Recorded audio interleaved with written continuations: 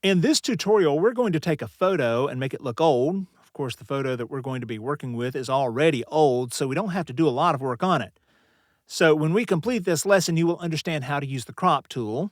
You will be able to explain the difference between changing the size of the canvas and changing the size of the document, how to create an adjustment layer that only affects the layer directly under it, and how to create a three-dimensional shadow on a photograph.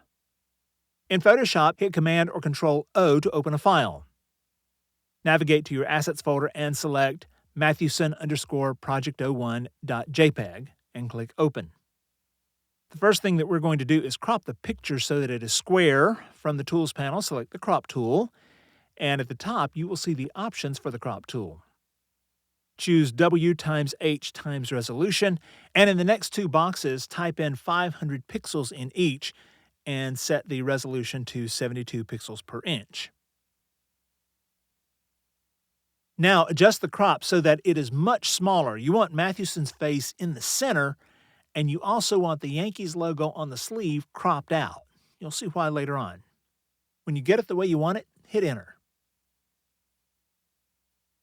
On the Layers panel, click the padlock on the layer to unlock it, and the padlock should disappear. Now go to the very top menu and select Image and Canvas Size.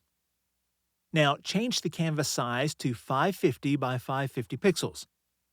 And the difference between canvas size and image size is that image size would have just made the image you had just cropped that much bigger. On the other hand, canvas size leaves the image the same size, which is 500 by 500 pixels, and then adds 25 pixels on each side. Now in the Layers panel, create a new layer, then move the layer to the bottom. With the new layer selected, go to Edit, then Fill, and fill the layer with white. You can do the same thing by holding down Shift and hitting the Delete button on the Mac or Shift Backspace on the PC. Now we want to make the photo look all beat up.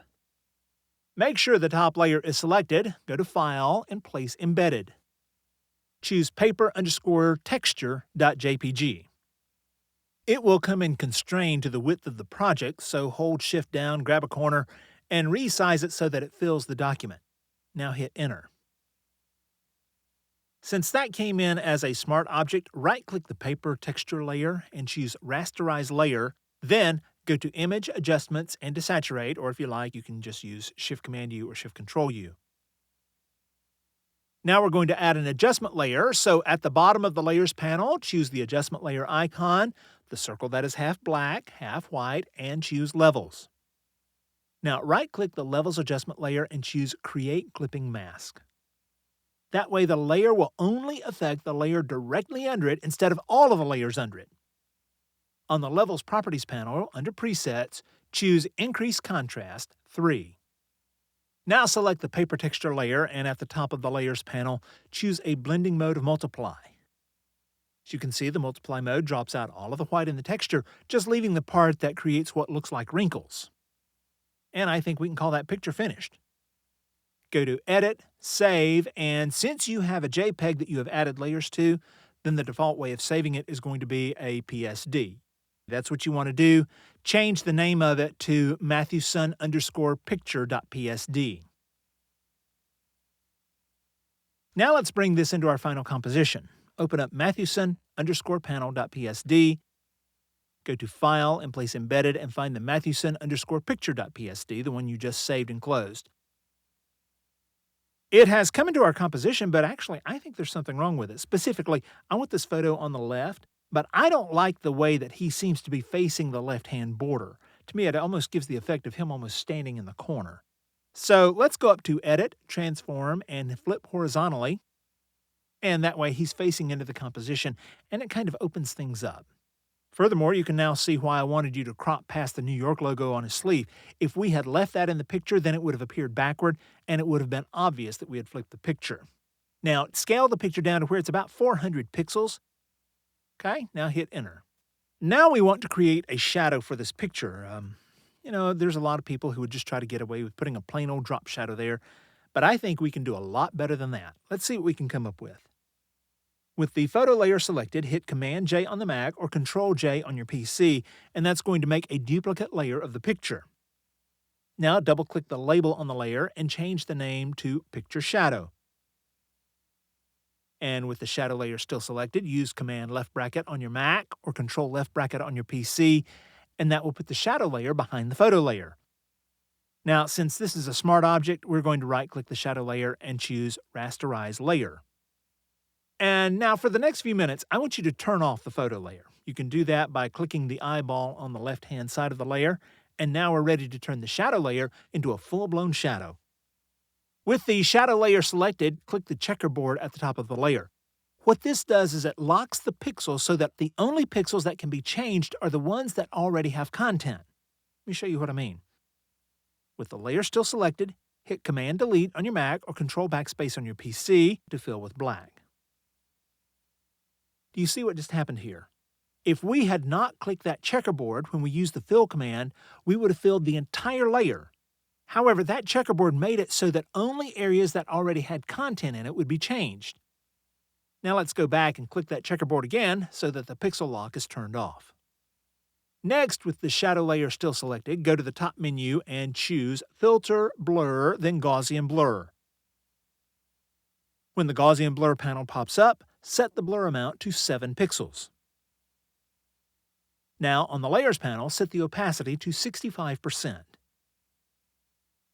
On the keyboard, hit V, make sure the Move tool is selected. Now hold down the Shift key on the keyboard and click the down arrow once and the right arrow once. When you use the arrows with the Move tool selected and a layer selected, it moves the selected layer 1 pixel at a time. However, when you hold down the Shift key, then it moves the layer 10 pixels at a time. And that's what we're wanting. We want the shadow layer to be offset 10 pixels down and 10 pixels to the right. Now turn the picture layer back on. And now we're going to distort the shadow layer to give it a more realistic look. With that layer selected, click Command-T on your Mac or Control-T on your PC. That is the Transform tool. And now right-click the shadow layer and about halfway down choose Warp. As you can see, there's a grid over the layer. What you may not be able to see is that there are Bezier handles that you can use to warp the layer. The ends of those handles look like those little dots where the grid lines meet the outer border. Now, it's kind of hard to explain exactly what I'm going to do without being confusing, so just try to follow what I'm doing very closely. From the right-hand side, I'm going to grab this handle that is first from the top and pull it to the left just a wee bit. You see what it did? Then again on the right-hand side, I'm going to grab the handle that's first from the bottom, pull it to the left just a little bit. And what I'm doing is I'm warping the shadow so that the corners are where we move them, but the middle portion is a lot closer to the picture itself. And this is going to give the impression that the picture itself is old and maybe starting to curl a little bit. And I'm going to do the same thing with the bottom. From the bottom right, I will grab the first handle to the left and pull it up just a little bit. Same thing from the bottom left, first handle to the right, pull it up just a little bit, and your shadow is finished. Okay, now hit Enter. Now, select both the picture and the shadow layer, and holding down the Shift key, click the folder icon at the bottom of the layer panel, and this will put both of the layers in a folder. Double-click the label of the folder and change the name to Picture. Next, we want to position the picture and rotate it so that it looks like it's been just kind of casually tossed down. So hit Command-T or Control-T to put it in transform mode, and rotate it just a little bit to the left and then move it over to the left-hand corner. Don't worry about it if some of it is outside the picture or if the top corner covers the name a little bit. All of that gives it just a more realistic look. What you don't want it to do, though, is for it to cover the name up so much that you can no longer read it. And I think that takes care of the photograph. Save your work. And finally, we're going to show you how to make the paper with Mathewson's bio, and that's in our next tutorial.